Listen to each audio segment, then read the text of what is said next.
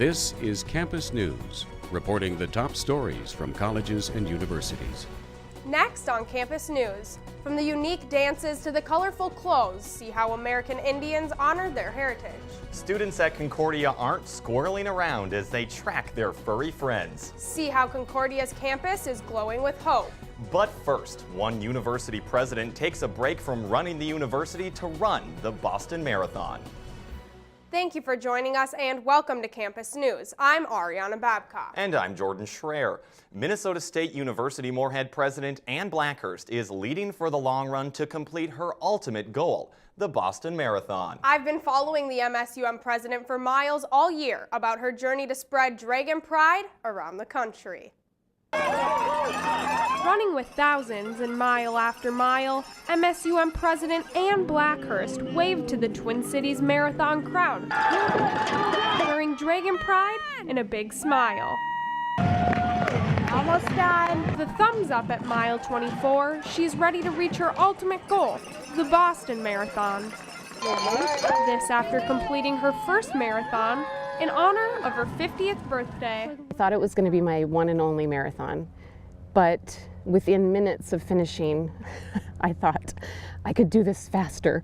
And so then I set a goal of qualifying for the Boston Marathon. The MSUM president has been training for weeks, running up to 50 miles a week. To her, it's reflection time. The busier my life has gotten and the more responsibility I have as an administrator, the more I value those 3 or 4, hours on the weekend where I'm out running just alone with my thoughts. Back at MSUM, Ann wasn't alone with her thoughts at Laps for the Long Run, where fans yelled and cheered as she ran 12.5 miles and raised over $1.2 million for MSUM. Going great! Going good! While she's warm with a sweat rag in hand, she says her passion for running won't cool down anytime soon. I really can't imagine not running at this point, and I'm going to just keep doing it as long as it is rewarding. Because no matter what happens, I will cross the finish line, even if I have to crawl to do it. She is ready to cross that Boston Marathon finish line in red. She will be running the Boston Marathon this Monday, April 20th.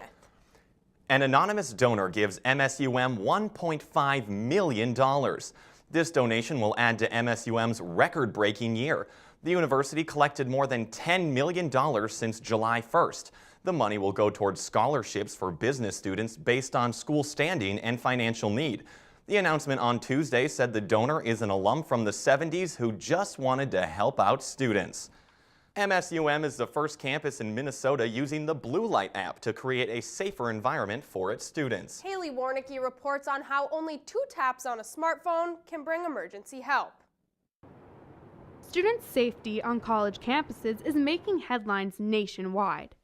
At Minnesota State University Moorhead, Public Safety brought in an app to help ensure safety for its students. So the Blue Light app is basically an app on a phone, Android or Apple, that allows anybody to be in touch with emergency services, be it the police, be it public safety, based off of your geographic location. Students say having an extra safety app in their pockets at all times is a good idea.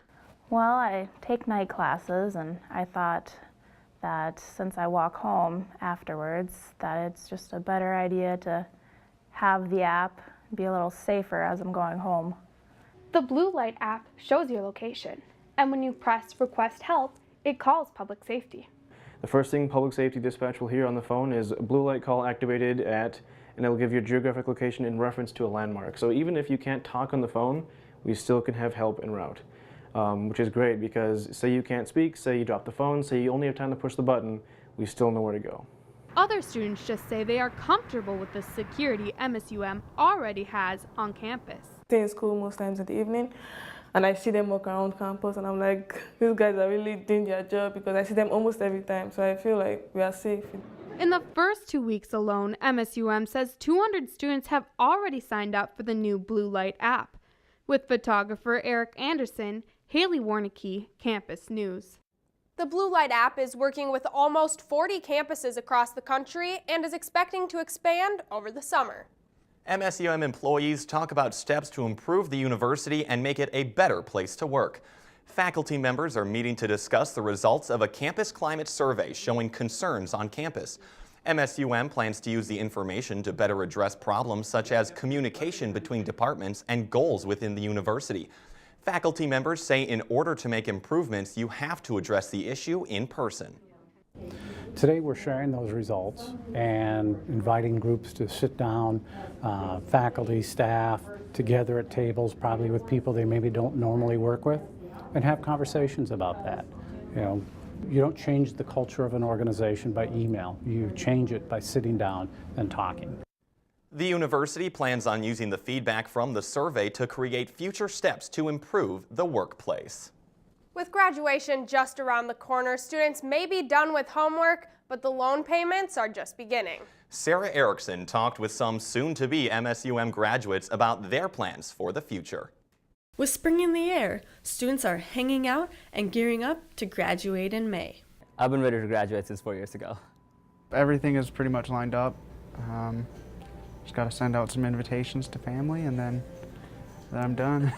Whether it's purchasing their cap and gowns or buying their tassels, students are ready to be done with school. It's been a long journey and it's finally over.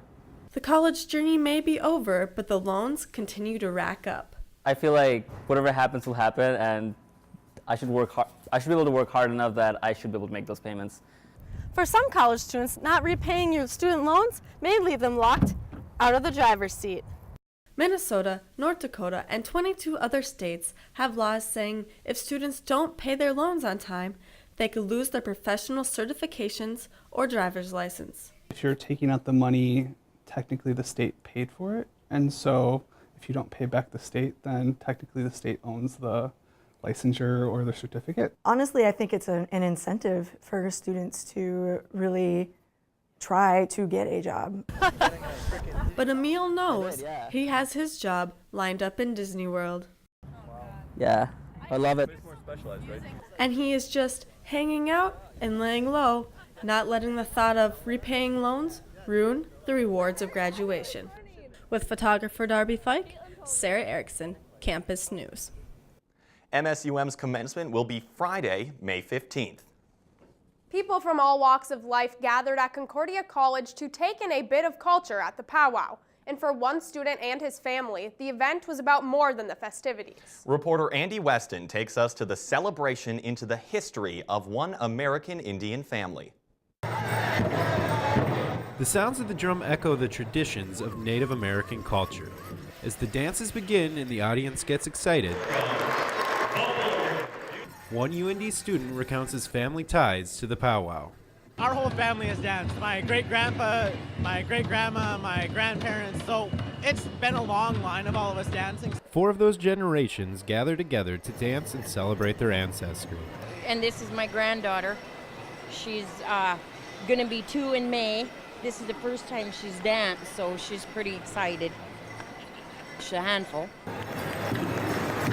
While the Moorhead's history of dance goes back quite a ways, it looks to continue on into the future. We have a big dancing family, so it's nice to have our whole family here with us. And we've got 16 nephews and nieces, and we're getting all of them into the dancing circuit, so big powwow family. The ability to pass on these traditions means a lot to Lynette Moorhead. It was handed down to me from my grandparents and my mom, and so able to hand it down, it's gonna keep us alive, keep our traditions alive. As the elders and the young hit the drums in harmony, their culture and heritage continues to stay alive. Andy Weston, Campus News.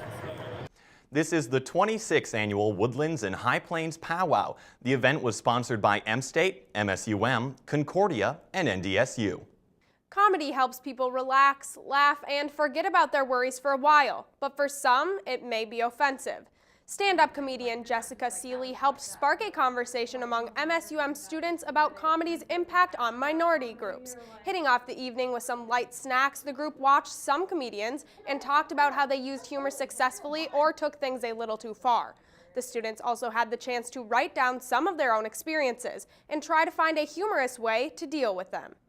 I want people to seek out ways that they can access humor for themselves and have a really good laugh, because there's a lot of barriers that keep, I think, women or other marginalized people from being able to enjoy comedy. The event was part of Women's History Month. Colleges in Moorhead are joining together to battle an all too familiar foe, cancer. Reporter Tyrell Philly tells us how volunteers laced up their shoes to raise money in the fight against the disease. Here at Concordia College in Moorhead, there are plenty of feet moving for a cause. Volunteers are walking for hours at a time to battle cancer in the Relay for Life. The relay is sponsored by the American Cancer Society. The big part about Relay is just trying to win the fight against cancer and create more birthdays by doing that. Here at Concordia, the sidewalks are lined with paper bags. Each one represents an individual's fight with cancer. You're just too young. As the sun drops out of view, the bags are lit from within by candles. Each flickering bag a reminder of the tears, late nights, and courage of both survivors and victims. Meanwhile, inside, a mixture of both lighthearted and more serious activities take place. Between the speaker and doing the silent lap, it's really an intense time for reflection, and that really, like I said, evokes a lot of emotion. The festive mood inside turned somber and reflective as a survivor shared her story of triumph and loss. We're here to honor those who have died. We miss them. We will always love them. And I'm just asking you to please help me to celebrate the lives of those who have gone before us. Everyone marched together for a silent lap to remember those lost. Each foot forward represents a step closer to finishing the fight against a disease that has touched so many. The armies of feet signal the unity in a battle to cure a disease the ACS says will rob over 500,000 Americans of birthdays next year. Above all, the Relay for Life represents something volunteers say those affected by cancer can use plenty of: hope. With photographer Nikki Nowen, Tyrell Philly, Campus News. For more information, you can go to relayforlife.org/Moorhead. Some may think squirrels are nothing more than a rodent or pest, but research conducted at Concordia shows squirrels have very social lives. Reporter Betsy Harmson takes us to Concordia's campus to help understand these nomadic creatures. Walking around campus, you see the average squirrel doing what squirrels do. But there's nothing brown-eyed and bushy-tailed about this Concordia researcher. We talked to Joseph Whitaker, who spends his days teaching his students how to use radiotelemetry to track their furry friends. I grew up with squirrels and watched them a lot, and I guess in a way I felt like I took them for granted. Now I'm learning quite a bit from them. Radiotelemetry isn't the only thing nutty about this study. Research indicates that red and gray squirrels react differently within their peer groups. We have the gray squirrels and red squirrels, and we're kind of curious, how do they exist on campus and what are they doing differently with one another? Gray squirrels tend to be more social. They have a sort of a social dominance hierarchy. So one individual will be dominant to another, so it could displace one from a food source. When I'm pointing at you, I get the strongest signal. When I move it away, yeah. Red squirrels tend to be a lot more territorial.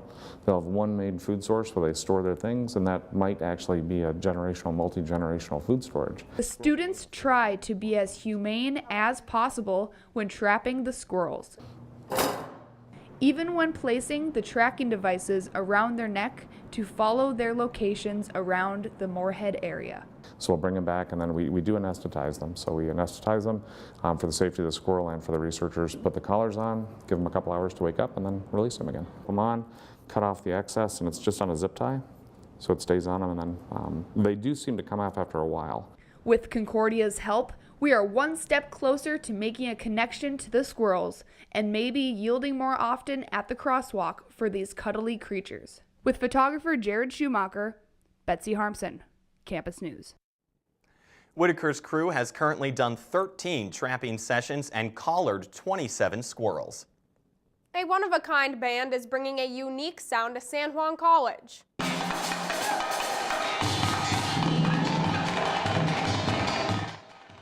Gregory Kozak and Justine Murdy created scrap arts music in Vancouver, British Columbia in 1998. But it's not just any band. This band would only play original music by Kozak on instruments that didn't even exist. Together, they set out inventing new stringed and woodwind instruments to fill out the sound of their brand new band. The band is currently on tour. To find a performance near you, visit scrapartsmusic.com. Concordia College students put on their dancing shoes to raise money for the Children's Miracle Network. Betsy Harmson reports from Concordia's campus on the week-long fundraiser called Cabrathon. 2015 Cabrathon kicked off their night of activities with volunteers putting up posters, learning dance moves, and having fun setting up the activities for the 12-hour dance marathon. While some volunteers had some strategy as to how they would stay on their feet. I'm not really much of a dancer, so I just got to kind of wing it out there. But, you know, got to do some stretching, got to hydrate. Others came to celebrate great strides and support the Children's Miracle Network. Today was when Halen was discharged from the NICU, so we kind of have to celebrate a little bit here. All the money raised at the Cabrathon goes to the Sanford Hospital in Fargo, where children just like Halen can get the care they need to survive. It's great there. We are so lucky to have a facility like that here. We'll do anything to help out, anything at all, and even every dollar counts. Every dollar counts. For some families, the Children's Miracle Network is exactly what they need to get through tough times.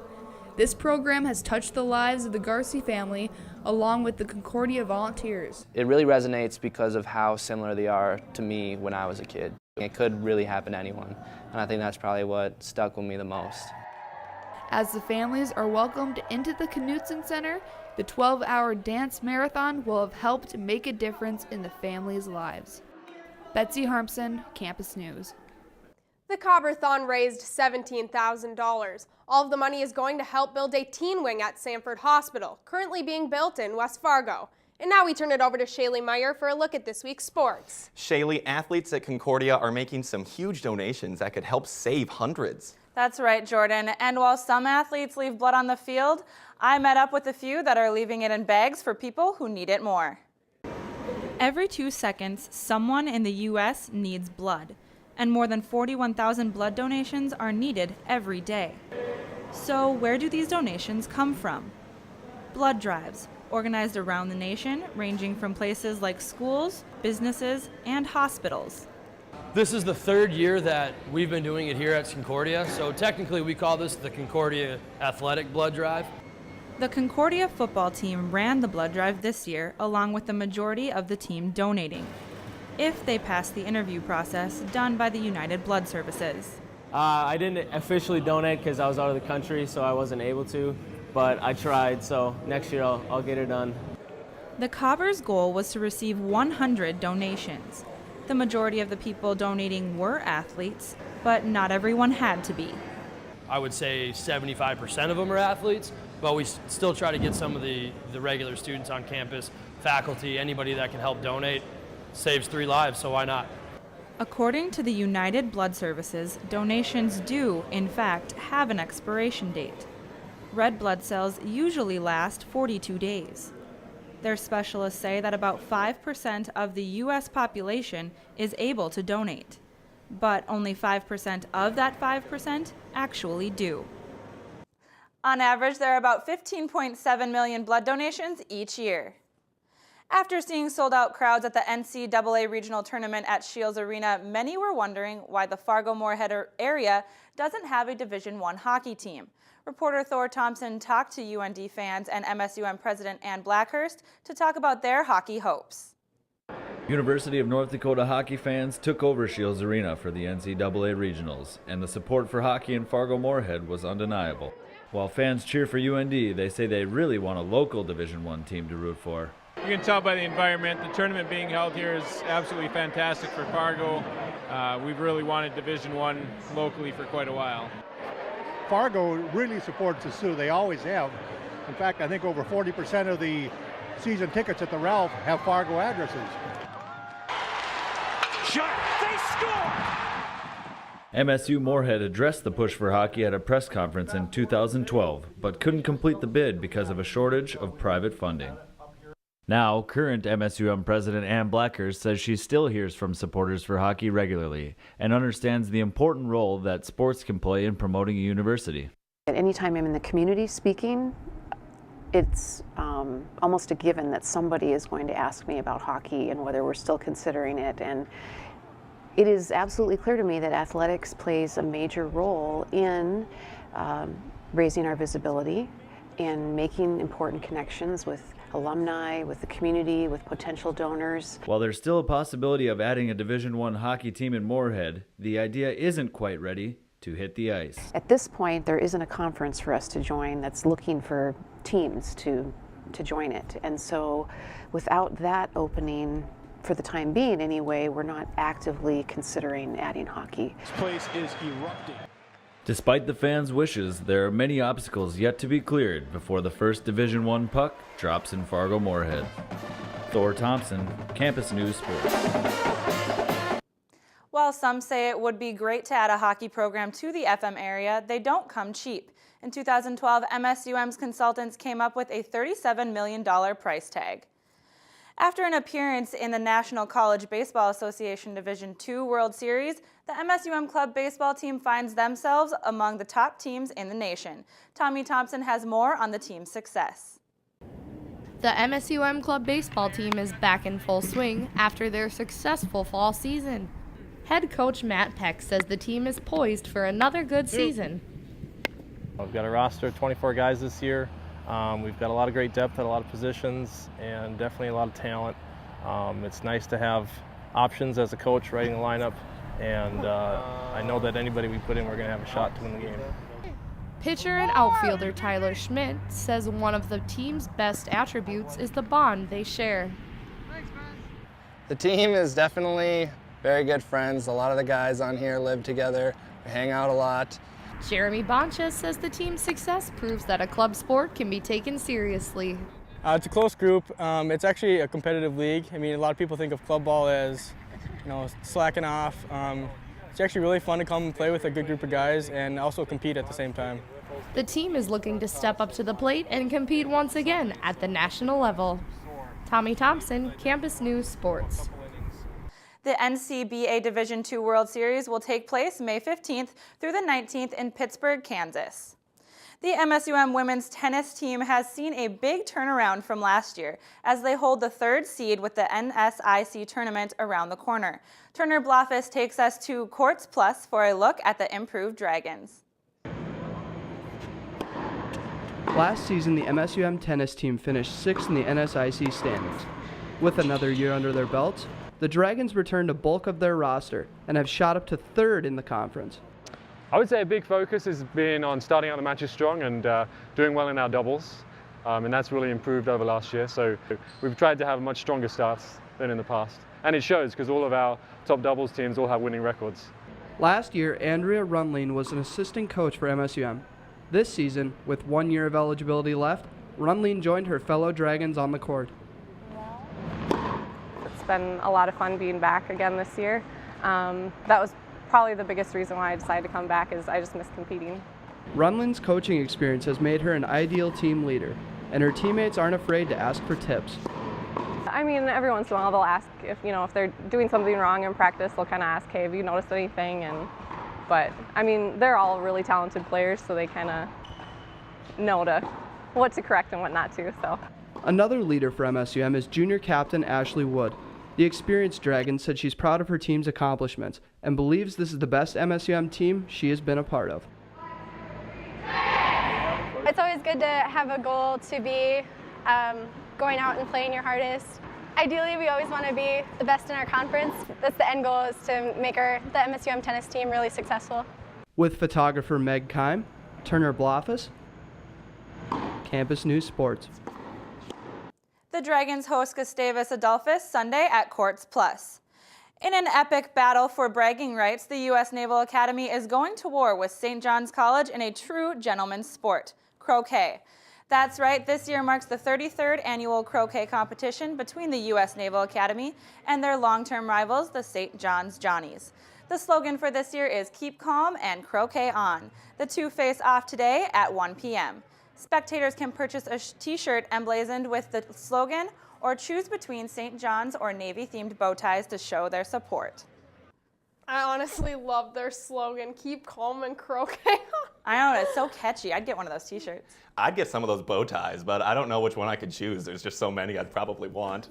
Well, you'd look pretty spiffy there, Jordan. Thanks, Shaylee. One Fargo business is doing its part to bring fine arts to the community. Reporter Josie Jurezic takes us to MSUM's Gady stage to meet the performers.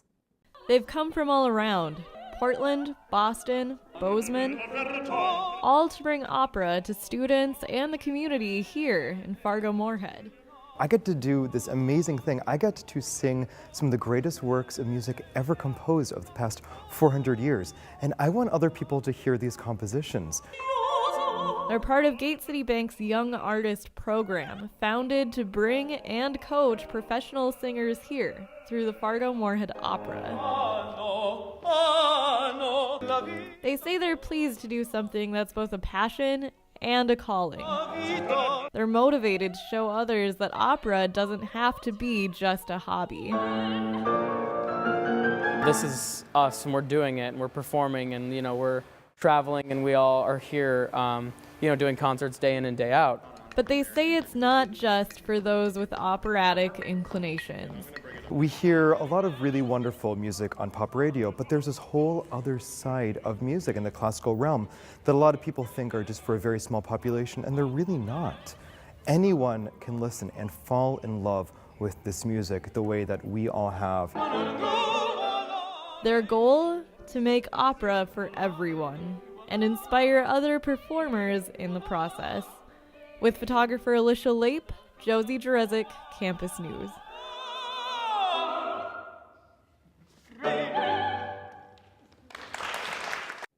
Gate City Bank provides a weekly stipend, housing, and transportation allowance to the program's musicians for the 10 weeks of the opera season. And that's it for this edition of Campus News. We leave you with another look at the Woodlands and High Plains Powwow. Thanks for joining us and have a great week.